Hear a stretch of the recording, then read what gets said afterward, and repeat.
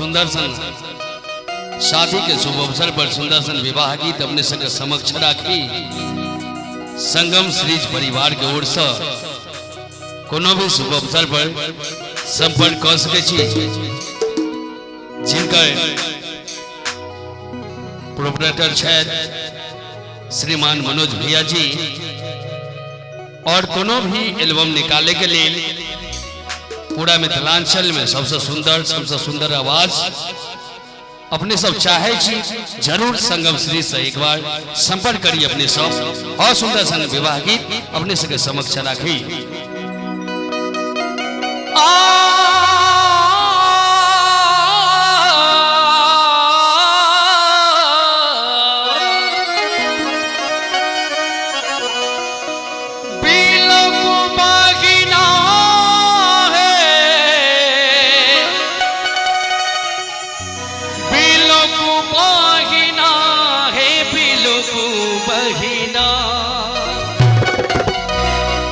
श्री किशोरी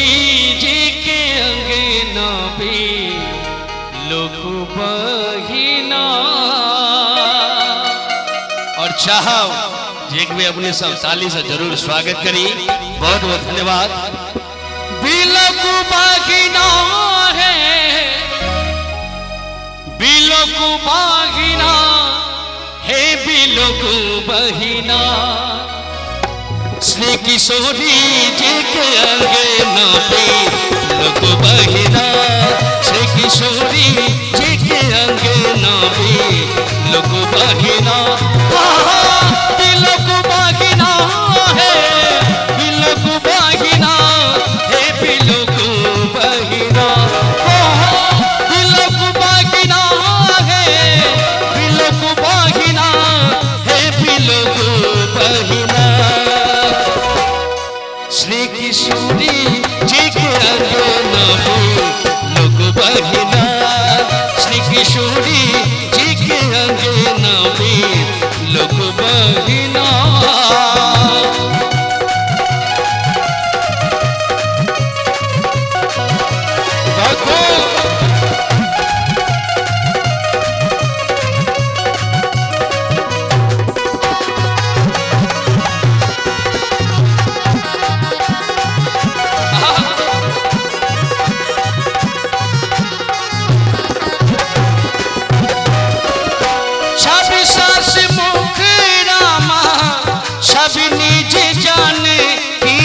चले विधिना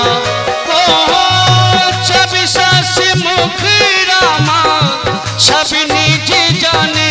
कीरा चले विधिना कने भैरो निहारो तीनू जोड़ी तहिना चूंकि जखन राम भगवान लक्ष्मण भैया भरत भैया शत्रुघ्न छला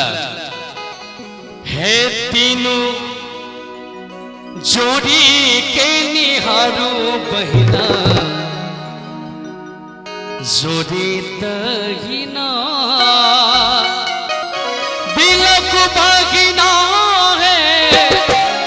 बिलक बहिना है बिलक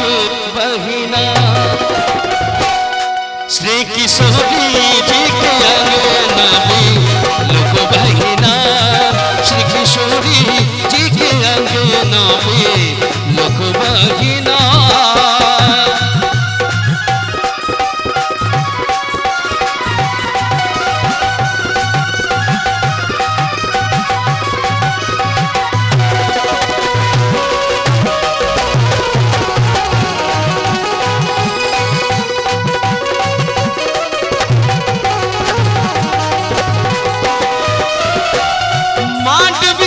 संग भरत चकोर बापी राजे दहिना मांडवी चकोर संग भरत चकोर बापी राजे दहिना श्रुति कृति संग शत्रुघ्न शोभे ओहिना की श्रुति कीर्ति संग शत्रुघ्न शोभे ओहिना श्रुति कीर्ति संग शत्रुघ्न शोभे ओहिना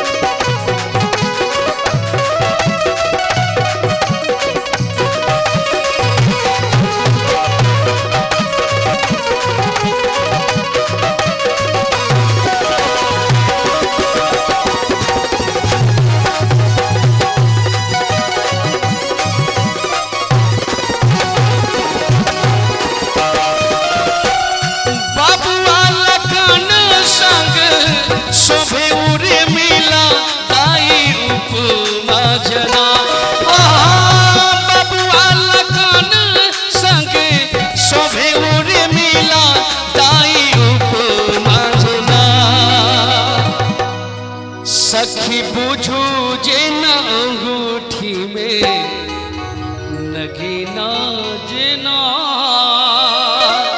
कि सखी बुझू जे न अंगूठी में नगीना जना सखी बुझू जे न अंगूठी में नगीना जना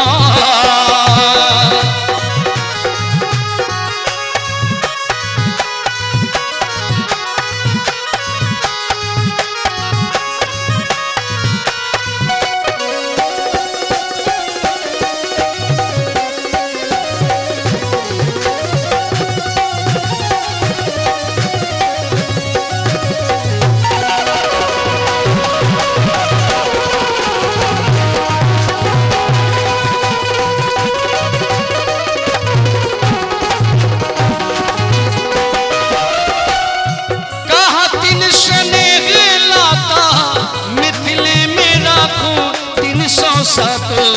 दिना कहथिन शनि लाता मिथिले में राखू 307 दिना इहे